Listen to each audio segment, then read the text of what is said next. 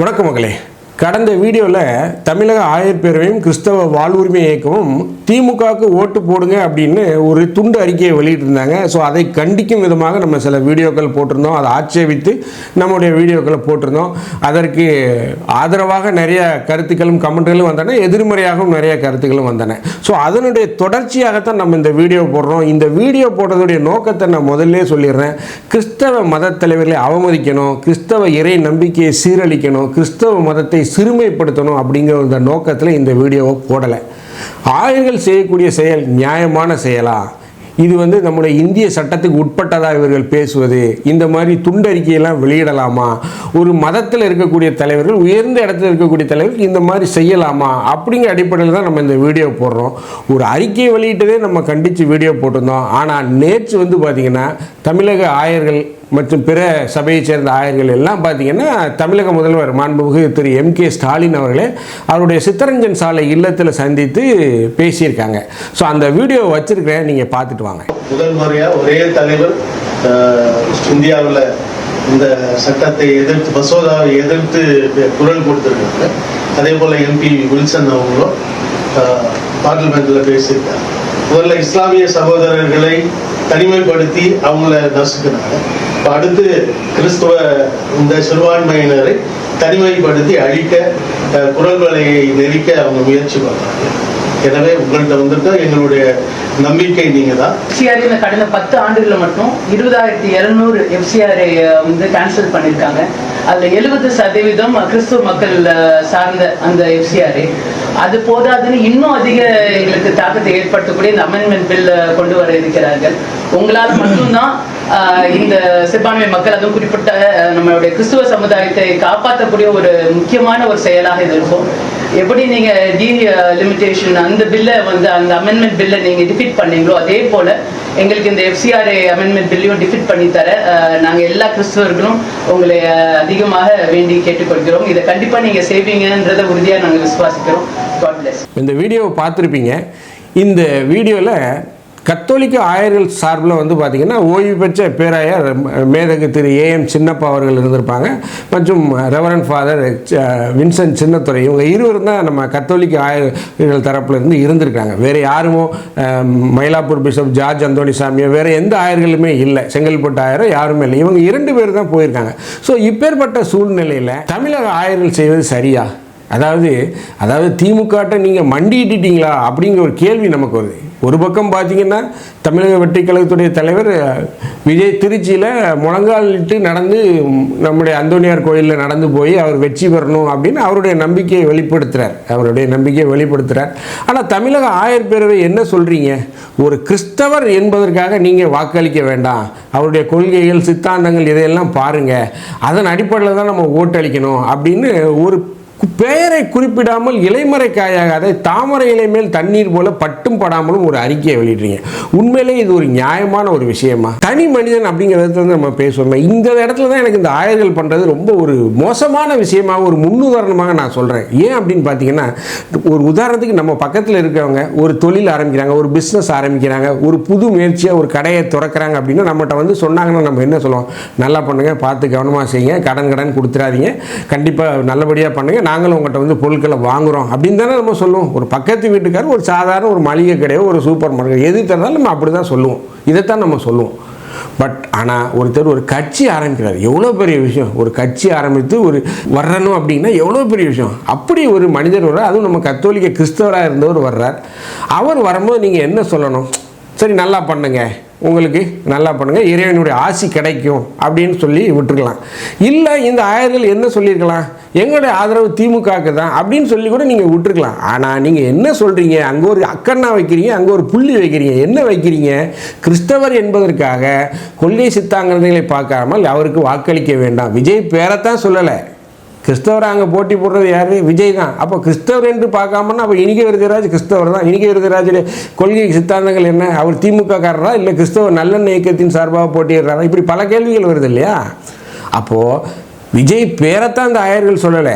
ஆனால் என்ன சொல்லியிருக்காங்க, கிறிஸ்தவர் என்றதுக்காக அவருக்கு ஓட்டு போட வேண்டாம், கொள்கை சித்தாந்தங்கள் கண்ட சப்பு சவரெல்லாம் பாருங்கள் அப்படிங்கிற அளவுக்கு சொல்கிறாங்க. இது என்ன மாதிரியான ஒரு அணுகுமுறை?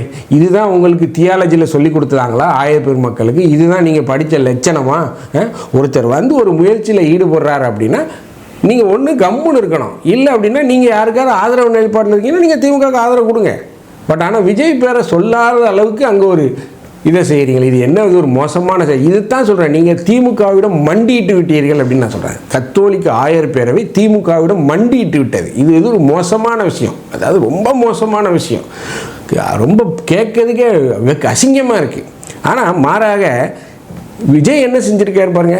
அந்தோனியார், திருச்சியில் இருக்கக்கூடிய அந்தோனியார் ஆலயத்தில் முழந்தாளிட்டு நடந்து போகிறார். இந்த வேளாங்கண்ணியில் நடந்து போகிற மாதிரி நடந்து போய் அங்கே வேண்டுதல் செய்கிறார். இதெல்லாம் பார்க்கும்போது ஒரு மனதை உருக்கக்கூடிய ஒரு செயலாக, யார் எந்த ஒரு முயற்சி ஆனாலும், ஒரு பையன் நம்ம பக்கத்தில் இட்டு பையன் ஒரு 10th எக்ஸாம், அங்கிள் நான் எக்ஸாம் எழுத போகிறேன்னு சொன்னாலும் நம்ம என்ன சொல்லுவோம், ஆசீர்வதிப்போம், நல்லா எழுதுப்பா, பார்த்து எழுது, நல்லா எழுதுப்பா அப்படின்னு தானே நம்ம சொல்லுவோம்.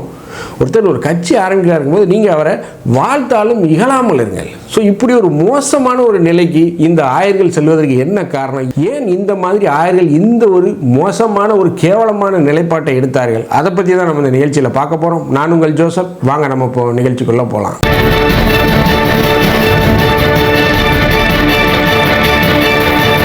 அண்ணா அறிவாலயத்தை தேவாலயம் காக்கும் அப்படின்னு சொன்னார். யார் சொன்னார்?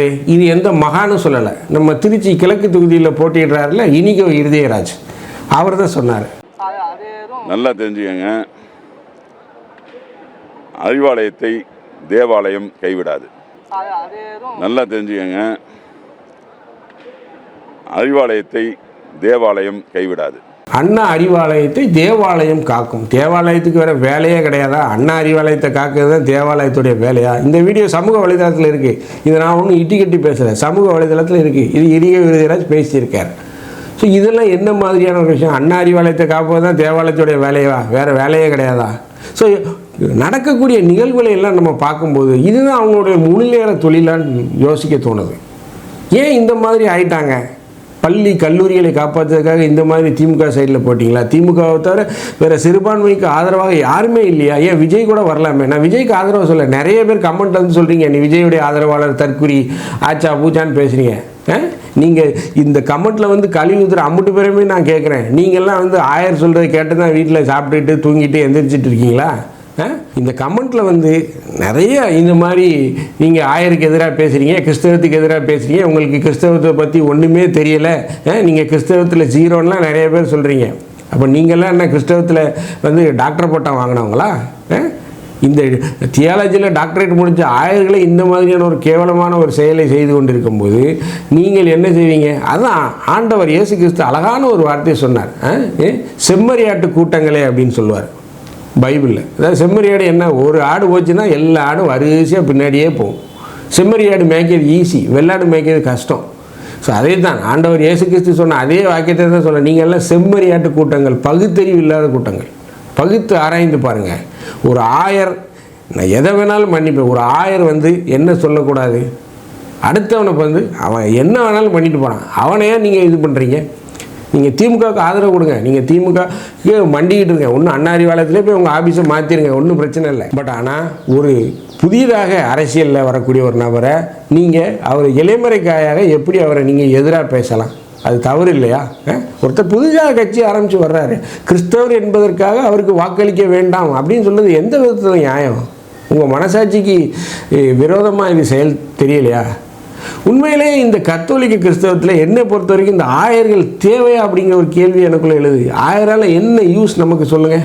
சாமியாராவது நம்ம பங்கில் இருக்கார், திருப்பள்ளி வைக்கிறாரு, பங்குடைய பக்தி முயற்சிகளில் ஈடுபடுறாரு. பிஷப் வந்து என்ன பண்ணுறாரு? புதுநன்மை கொடுக்கும்போது சில நேரம் கூப்பிட்றாங்க, இல்லைன்னா இந்த உறுதி பூசல் 5 வருஷம் இல்லை 10 வருஷத்துக்கு ஒட்டே ஒரு பங்கில் கூப்பிட்றாங்க, அப்போ தான் வர்றாரு. வேறு எந்த இதுலேயுமே அவர் பங்கேற்கிற மாதிரி தெரியல. அவருடைய வேலை என்னென்னா சொத்துக்களை பாதுகாப்பல், ரோமுக்கு பதில் சொல்லக்கூடிய ஒரு இடத்துல இருக்கிறார், அவ்வளோதானே தவிர பள்ளி கல்லூரிகள் நிறுவனங்கள் சொத்து கணக்குகளை பாதுகாக்கக்கூடிய ஒரு லீகல் டீம் இதை தான் வச்சு செய்கிறீங்களே தவிர மக்களுக்கு உண்டான இறைபரப்பு பணிகளில் இல்லை எதுவுமே ஒரு கவனம் செலுத்துறது இல்லையே. ஸோ இந்த நிகழ்வுகளை எல்லாம் பார்க்கும்போது வந்து பார்த்திங்கன்னா திமுகவிடம் தமிழக ஆயர் பேரவை மண்டியிட்டு விட்டதோ அப்படிங்கிற மாதிரி எனக்கு தோணுது.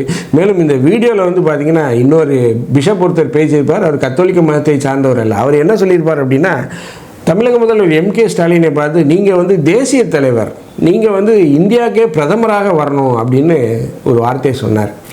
அதாவது கும்முடி பூண்டியை தாண்டினா ஸ்டாலின் யாருன்னு பாதி பேருக்கு தெரியாது, அந்த அளவுக்கு தான் இருக்குது. இதில் அவர் ஐஸ் வைக்கிறதுக்கு ஒரு அளவு இல்லையா சார்? இந்த அளவுக்கு ஐஸ் வைப்பீங்க. அவர்லாம் பிரதமராக நின்னாருன்னா எவனாவது ஓட்டு போடுவானா சொல்லுங்கள்? தமிழ்நாட்டிலே இன்றைக்கி அப்படி இழுபறியாக ஓடிக்கிட்டு இருக்கு சூழ்நிலைகள் அந்த அளவுக்கு. இப்போது அதில் ஒரு பிஷப் வந்து சொல்கிறார், நீங்கள் தேசிய தலைவர் இல்லை, ஒரு அரசியல் தலைவரை இந்த அளவுக்கு ஏமாத்துறதுக்கு ஒரு அளவு இல்லையா? ஏக்கர் கணக்கில் பொய் சொல்லுவாங்க, வடிவேலு பாணியிலே சொன்னாங்க. ஸோ இந்த மாதிரி ஏக்கர் கணக்கில் பொய் சொல்லிகிட்டு இருக்காங்க இந்த ஆயர்கள். அதையும் இந்த திமுக தலைமை நம்பிக்கிட்டு இருக்கு. என்னமோ ஆயர்கள் வந்து சொன்னால் இருக்க கத்தோலிக்க கிறிஸ்தவர்கள் எல்லாருமே ஓட்டு போட்டுருவாங்க அப்படின்னு ஒரு நினைப்பை உருவாக்கிட்டு இருக்காங்க. எவனும் எனக்கு தெரிஞ்சு இந்த சூழ்நிலையில் போட மாட்டான், யாரும் போட மாட்டாங்க. எல்லாருக்குமே எல்லாம் தெரியும், எல்லாம் படித்தவர்கள் கிறிஸ்தவ மக்கள் எல்லாம் யோசிச்சு தான் செய்வாங்க. ஆனால் 100 ஆண்டுகளுக்கு முன்பதாக கிறிஸ்தவ பள்ளிக்கூடங்களை தவிர வேறு எந்த பள்ளிக்கூடங்களும் இந்த இந்தியாவில் இல்லாத போது இன்னைக்கு கிறிஸ்தவ பள்ளிக்கூடங்கள் ஹோம்ஸ் எல்லாம் திட்டமிட்டபடி மத்திய அரசால் அளிக்கப்படுகின்ற ஒரு சூழ்நிலை. உங்களால் மட்டும்தான் இதை செய்ய முடியும்.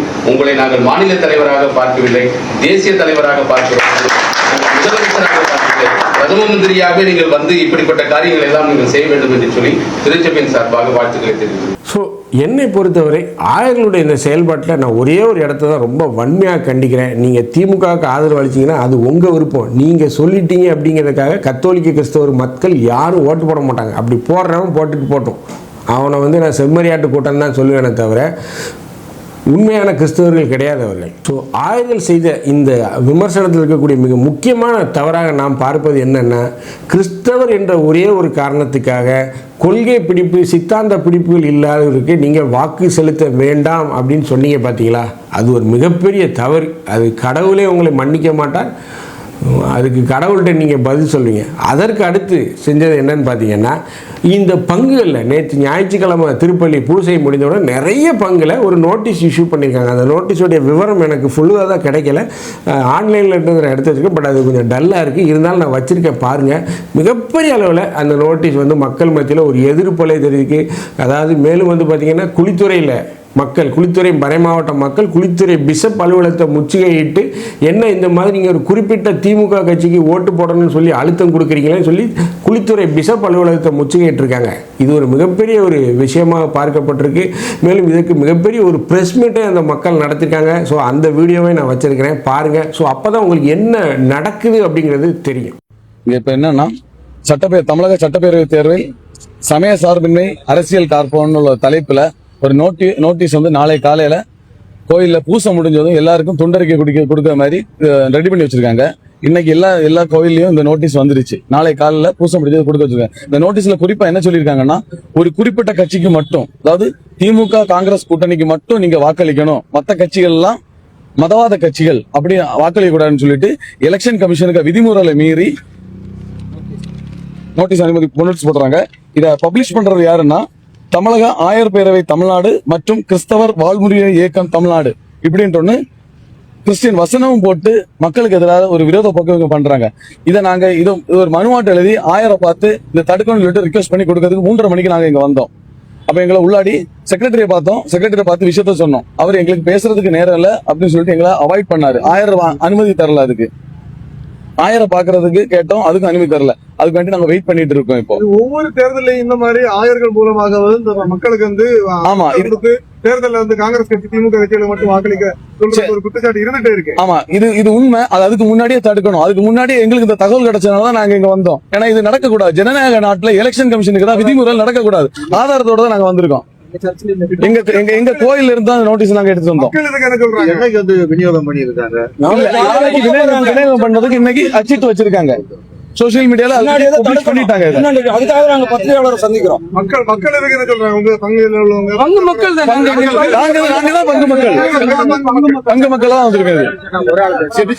அதாவது குளுத்துறை மறை மாவட்டத்துக்கு உட்பட்ட செட்டிச்சாவல, வியனூர், முளவுல, சாய்கோடு, திருப்பரப்பு, சாமியார், முட்டைக்கோடு, குலசேகரம் இப்படி எல்லா இடத்துல உள்ள பங்கு மக்களும் நாங்க சேர்ந்து வந்திருக்கோம்.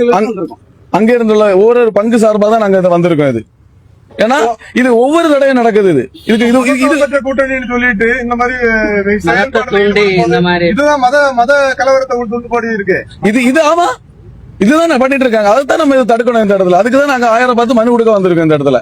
ஆயரோட நிலைப்பாடு என்ன இருக்கு? ஆயரோட இன்னும் சந்திக்கல அவரை. எங்களுக்கு சந்திச்சேன்னா அதுக்கு என்ன பதிலுன்னு அவர் சொல்லுவாரு. நம்ம ஆயர் புதிய ஆயர் பேர் ஆல்பர்ட் அனஸ்தாஸ். ஆமா, நான் முளவுல பங்கு. இல்ல ஒரு கட்சி சார்ந்த ஆட்களா? எல்லாரும் கிறிஸ்தவ மக்கள். நான் முளவுல பங்குல உள்ளேன். குறிப்பிட்ட ஒரு கட்சியில உள்ள ஆட்கள் இல்ல, அப்படி கிடையாது. எல்லா கட்சியிலும் பிஷப் உள்ளதா இருக்காங்க. ஆமா, அவருக்கு தகவல் தெரியுமானோ தெரியாது. நாங்க செக்ரட்டரி தகவல் கொடுத்து 3:30 மணிக்கு நாங்க மனு கொடுத்துட்டோம் உள்ளாடி. பெனின் இந்த வீடியோவை பார்த்துருப்பீங்க. ஸோ இது கன்னியாகுமரி பகுதி மக்கள்கிட்ட இருக்கக்கூடிய ஒரு எதிர்ப்பு தான். அதாவது ஆயர்கள் எப்படி நீங்கள் எங்களை திமுகவுக்கு ஓட்டு போடுங்கன்னு சொல்லலாம், இது சரியா அப்படின்னு மக்கள் கேட்குறாங்க. ஸோ ஆயர்கள் செய்வது என்னை பொறுத்தவரை ஒரு மிகப்பெரிய தவறு. ஆயர்கள் செய்யக்கூடிய தவறை சுட்டி காட்டுறோம். ஆயர்களோட நீ என்ன பெரிய ஆளா, அவனோட நீ படிச்சிட்டியான்லாம் நிறைய பேர் வந்து கழுவி ஊத்துறீங்க. அவரோட பெரிய ஆள்லாம் கிடையாது. அதாவது எல்லாருக்குமே யானைக்கும் அடி சறுக்கும்னு சொல்லுவாங்க இல்லையா? ஸோ அதே போல தான் ஆயர்களுக்கும் அடி சறுக்கி இருக்கு அப்படின்னு தான் நான் நினைக்கிறேன். ஸோ என்னை பொறுத்தவரை ஆயர்கள் செய்வது மிக மிக ஒரு தவறான செயல். திமுகவுக்கு நீங்கள் ஆதரவு அளிக்கீங்கன்னா அது உங்களுடைய இது. ஆயர்கள் எல்லாரும் சேர்ந்து திமுகவுக்கு ஓட்டு போடுங்க, நாங்கள் எல்லாரும் திமுகவுக்கு ஓட்டு போடுறோன்னு சொல்வதற்கு உங்களுக்கு எந்தவித ரைட்ஸும் கிடையாது. அப்படி நீங்கள் சொன்னீங்கன்னா இந்தியாவுடைய சட்டத்தை நீங்கள் மதிக்கலை, இந்தியாவுடைய இறையாண்மையை நீங்கள் மதிக்கலை அப்படின்னு தான் நான் எடுத்துக்கொள்வேன். அப்படி தான் மக்களும் பார்ப்பார்கள். இந்த வீடியோ உங்களுக்கு பிடிச்சிருந்துச்சுன்னா தயவுசெய்து லைக் பண்ணுங்கள், ஷேர் பண்ணுங்கள், சப்ஸ்கிரைப் பண்ணுங்கள். மறக்காமல் உங்கள் கருத்துக்களை கமெண்ட் செக்ஷனில் சொல்லுங்கள். நன்றி, வணக்கம்.